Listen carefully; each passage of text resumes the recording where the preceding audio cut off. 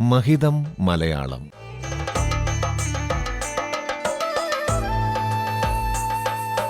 മലയാള ഭാഷയുടെ മഹിമകൾ കേട്ടറിയാൻ ഒരു സർഗയാത്ര.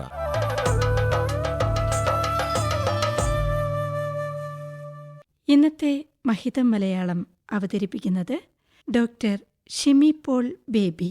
പ്രവൃത്തികളിലൂടെയോ സവിശേഷമായ സ്വഭാവത്തിലൂടെയോ ആളുകളെ അടയാളപ്പെടുത്തുന്നത് ഭാഷയിൽ സർവ്വസാധാരണമാണ്. പുരാണങ്ങളിലെയും നോവലുകളിലെയും സിനിമകളിലെയും കഥാപാത്രങ്ങൾ നമ്മുടെ നിത്യജീവിതത്തിലെ സംഭാഷണങ്ങളുടെ ഭാഗമാകുന്നത് ഇങ്ങനെയാണ്.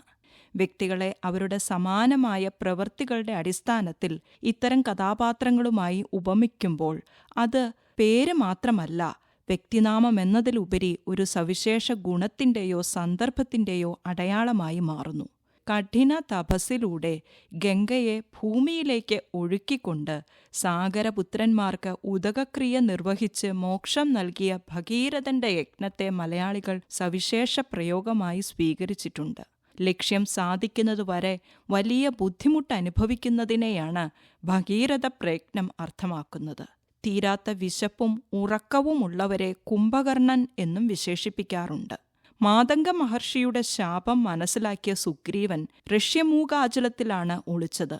ബാലിക്ക് കടക്കാനാകാത്ത ഋഷ്യമൂക പർവ്വതം പോലെ ആർക്കും പ്രവേശിക്കാൻ എളുപ്പമല്ലാത്ത സ്ഥലത്തെ വിശേഷിപ്പിക്കാൻ ബാലികേറാമല എന്ന പ്രയോഗം സ്വീകരിക്കപ്പെടുകയുണ്ടായി. സഹോദരന്മാർ തമ്മിലുള്ള യുദ്ധത്തിന് ബാലി സുഗ്രീവ യുദ്ധം എന്നും ആലങ്കാരികമായി പറയാറുണ്ട്.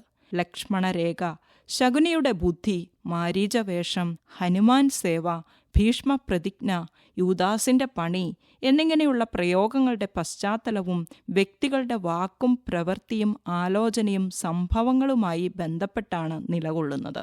ജാതി മതഭേദമന്യേ ഉപയോഗിക്കപ്പെടുന്ന ഇത്തരം പ്രയോഗങ്ങൾ ജനതയുടെ സംസ്കാരവുമായും ജീവിത രീതികളുമായും അത്രയധികം ഇടകലർന്ന് നിൽക്കുന്നു. നോവലിലും സിനിമയിലുമുള്ള വ്യക്തികളെ അവരുടെ പ്രവൃത്തി കൊണ്ട് ശൈലീവൽക്കരിക്കുക പതിവാണ്.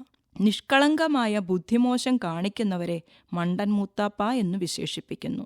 ഉറ്റ സുഹൃത്തുക്കളെ അല്ലെങ്കിൽ എപ്പോഴുമുള്ള ജോഡികളെ ദാസനും വിജയനും എന്ന് പറയുന്നു.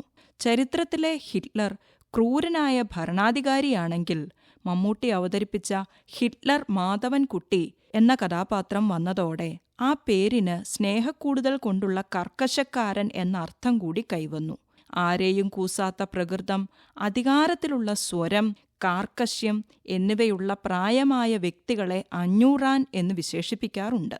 വലിയ കാര്യങ്ങൾ അവകാശപ്പെടുകയും എന്നാൽ പ്രവൃത്തിയിൽ പരാജയപ്പെടുകയും ചെയ്യുന്നവരെ സൂചിപ്പിക്കാൻ പവനായി, ശവമായി എന്നും പറയുന്നു. പുരാണ കഥാപാത്രങ്ങൾ ഉപബോധ മനസ്സിൽ ഇടം പിടിച്ചതുപോലെ തന്നെ ചലച്ചിത്ര, നോവൽ കഥാപാത്രങ്ങളും നമ്മുടെ ഭാഷയെയും സംസ്കാരത്തെയും സമ്പന്നമാക്കുന്നുണ്ട്.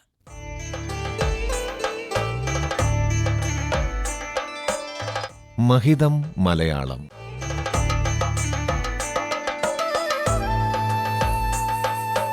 മലയാള ഭാഷയുടെ മഹിമകൾ കേട്ടറിയാൻ ഒരു സർഗയാത്ര.